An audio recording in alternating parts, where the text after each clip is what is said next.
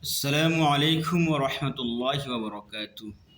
أعوذ بالله من الشيطان الرجيم. بسم الله الرحمن الرحيم. ورتل القرآن ترتيلا. وقال رسول الله صلى الله عليه وسلم إنما الأعمال بالنيات أو كما قال عليه الصلاة والسلام.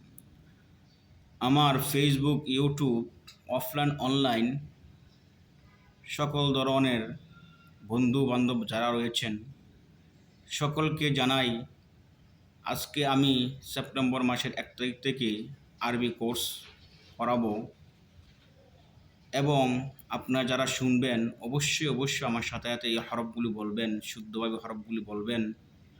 অবশ্যই ধারাবাহিকভাবে যদি একটা মাস আমার সাথে 10টা মিনিট সময় দেন, ইনশাআল্লাহ একটা মাস আপনি পরে বুঝতে পারবেন।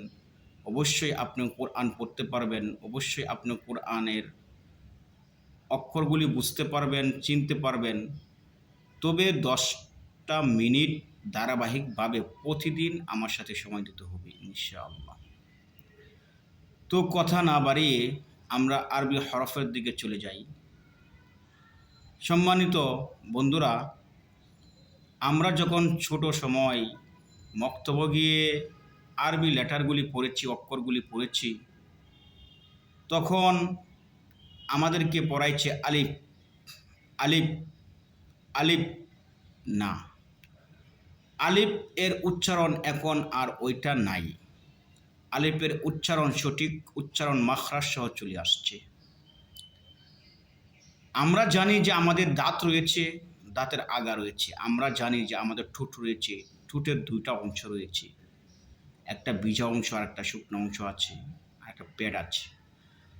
তো আমাদের সামনের যে দাঁত, উপরের দাঁত, এই দাঁতের আগা আর নিচের ঠোঁটের পেট মাঝখান, আয়না দিয়ে দেখবেন, যখন আপনার দাঁতের আগা নিচের ঠোঁটের পেট একসাথে লাগবে, তখন মনে করবেন যে আপনার এই লেটারটা উচ্চারণ হয়েছে, এই হরফটা উচ্চারণ হয়ে গিয়েছে। যেমন আলিফ আলিফ আলিফ, আমার সাথে সাথে বলেন আলিফ আলিফ আলিফ আলিফ। এটা অনেকবার বলতে হবে, তাহলে আপনার এটা তাড়াতাড়ি আসবে। এটা 1-2 বার বললেই ওই উচ্চারণটা আপনার সাথে সাথে কাজ করবে না, অনেকবার বলতে হবে।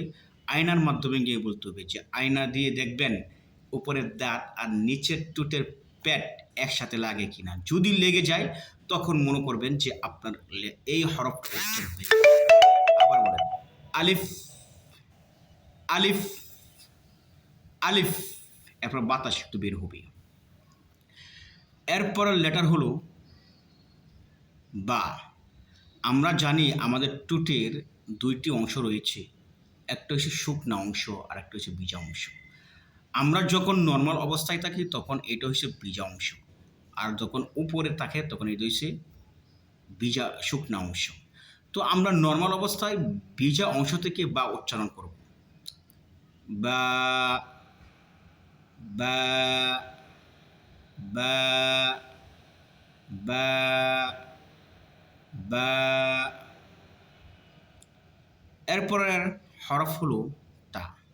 আমরা জানি যে আমাদের জিহ্বা আগা আছে, জিহ্বার আগা, দাঁতের গুড়া, এই যে এটা আগা, এই যে গুড়া, দাঁতের গুড়া। তাহলে জিহ্বার আগা, দাঁতের গুড়া, আমাদের জিহ্বাটা এই যে দাঁতের গুড়া শোনা লাগবে। দেখতে পাচ্ছেন? তা তা তা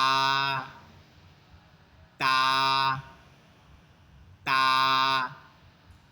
তা, নর্মাল তা, মুখ এতে চলে হবে না। তা তা তা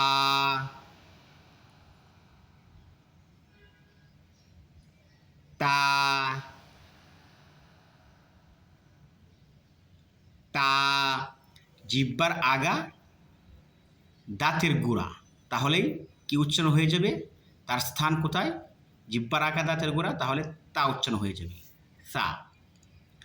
জিহ্বার আগা দাঁতের আগা, আমরা আলিফ পড়ার সময় যে দাঁতের আগা লেগেছিলাম নিচের ঠোঁটের পেট, এখন আমাদের জিহ্বাটা দাঁতের আগার সঙ্গে লেগে যাবে।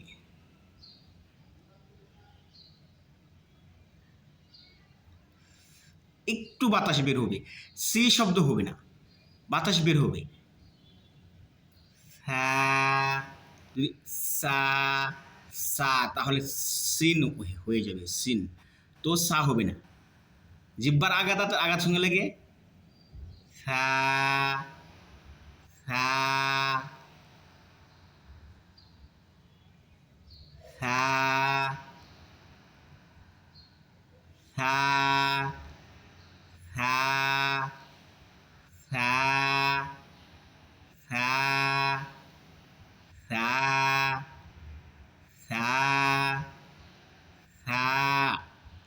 তাহলে আমরা 4টি লেটার পড়তে পারলাম এবং তাদের স্বস্থান থেকে আমরা উচ্চারণ করতে পারলাম। অবশ্যই আপনারা যদি এই ভিডিও দেখে স্বস্থান থেকে উচ্চারণ করতে পারেন, অবশ্যই সামনে আমাদের জন্য সহজ হয়ে যাবে। আমরা এই কয়দিন যে আরবি লেটারের উপর একটু জোরালোর মাধ্যমে আমরা পড়ব, কারণ আরবি লেটারগুলি যে ব্যক্তি সঠিকভাবে পড়তে পারবে, আরবি লেটারগুলি যে ব্যক্তি সঠিকভাবে চিনতে পারবে, অবশ্যই ওই ব্যক্তির জন্য কোরআন পড়া অতি সহজ হয়ে যাবে ইনশাআল্লাহ। এই 4টি লেটার আপনারা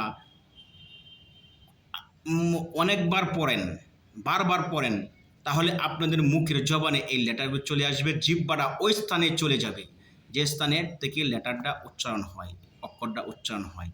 আবার আমি বলতেছি, আলিফ আলিফ আলিফ আলিফ আলিফ, বা বা বা, তা তা তা, সা সা সা সা সা সা।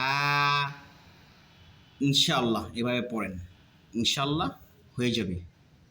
যে পারেন না সেও যদি পড়ে, যে একেবারে লেটারগুলো উচ্চারণ কোথায় থেকে হবে এই ভিডিও দেখার পরে ওই স্থান থেকে উচ্চারণ করে, ইনশাআল্লাহ সেও পারবে। ওমা তৌফিক ইল্লা বিল্লাহ।